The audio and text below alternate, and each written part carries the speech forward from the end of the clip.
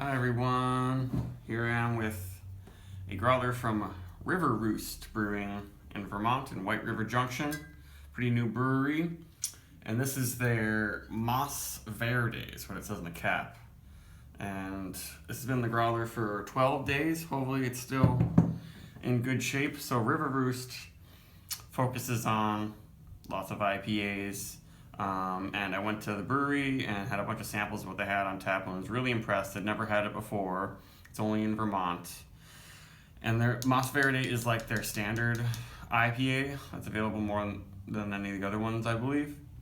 It's 6.7% alcohol. At the brewery, they said it used Citra and Chinook hops. And I really like the sample I had. So let's just jump into it.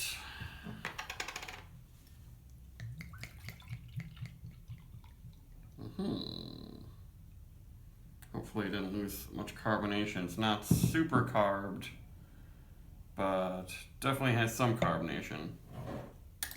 I should have put some tape around this cap, but I didn't think of it.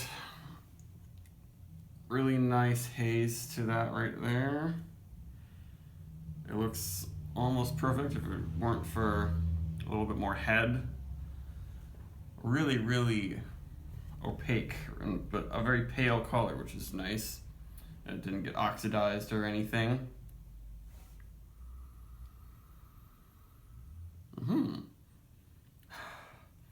Yes, lots and lots of fruity candy, Citra hop stuff coming out. And just a very light resonance quality from the Chinook.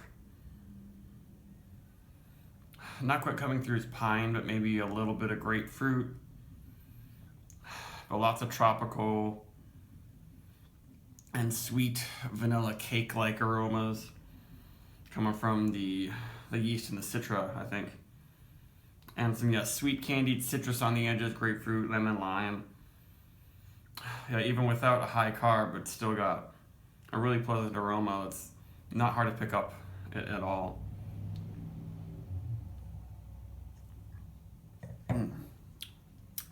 It's got plenty of body, a little bit sweet.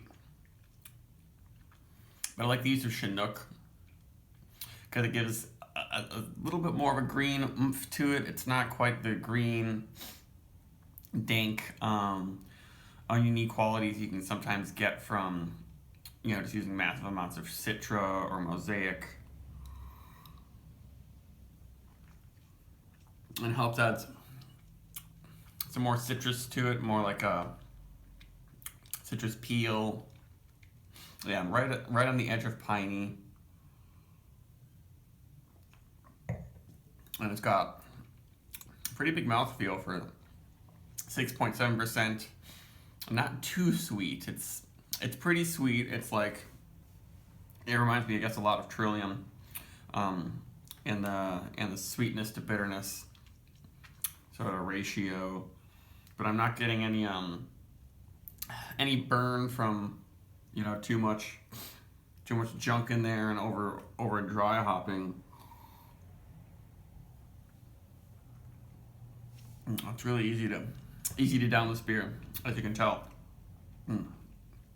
It's really pleasant. If it were a little more carbonated, maybe that was my fault, not taping up the growler cap and not drinking it, immediately.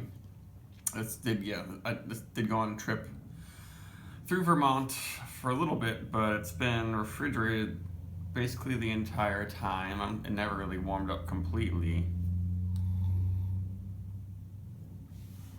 And it was only $15 for this big growler, and this is a fantastic beer.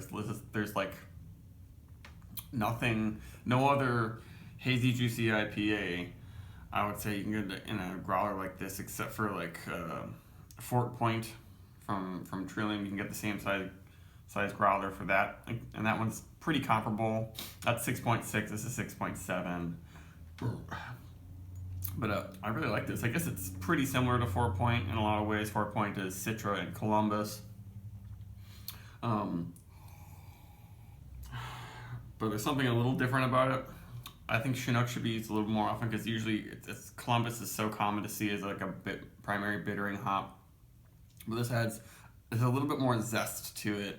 I feel like Columbus it can be overwhelmed by the fruitiness and sweet tropical character of the Citra, but this is bringing just a nice refreshing green character to the finish.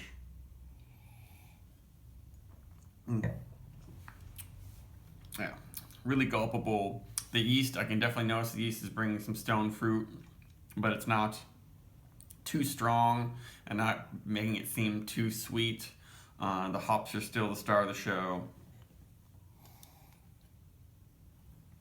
I highly recommend getting River Roost beers, and a lot of places have it on tap in Vermont and can give you a better pour than this one. They'll have a much nicer head. Blackback Pub seems to have it all the time. In Waterbury, you can go to Blackback if the wait for Prohibition Big is 15 hours. And also, things are cheaper at Blackback, so go there. But you can get a beautiful pour of this on draft. I haven't looked at many other pictures of growler pours. I assume they know what they're doing there because they only do kegs and growlers so far. This brewery. I wouldn't be surprised if they experiment with some canning eventually. That's what everyone does. Well, this is up there with all the bests. It's like a Trillium of the far north. I would say it's definitely different from Hill Farmstead and Alchemist and Treehouse. I think it's more on the Trillium end, but that's a good thing.